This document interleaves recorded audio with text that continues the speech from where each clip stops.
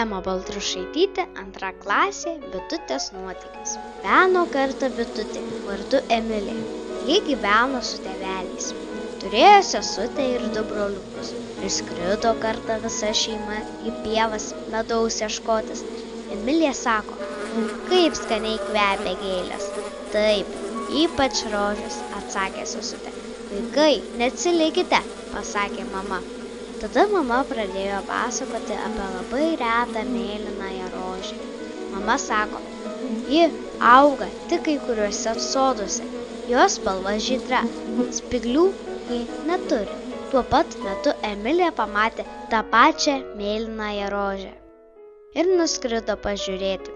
Po kiek laiko ji jau buvo prie rožės, o jo šeima jau toli. Mergaitė nuliūdo, nes ji buvo toli nuo savo šeimos ir jai nepažįstamoje vietoje.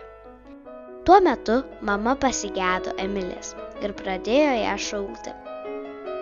Visa šeima ieškojo Emilės, bet Emilė nenuobodžiavo.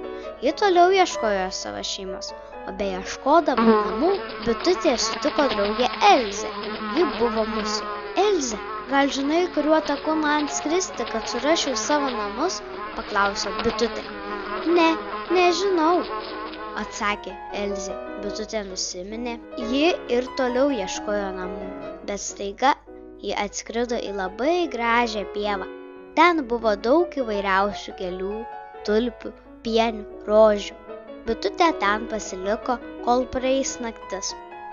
Išaušo rytas. Bitutė pabudo, ant jos užtiško rasos lašelis.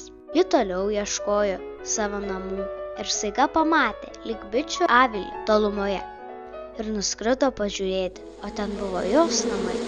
Toks buvo bitutės Emilės nuotykis.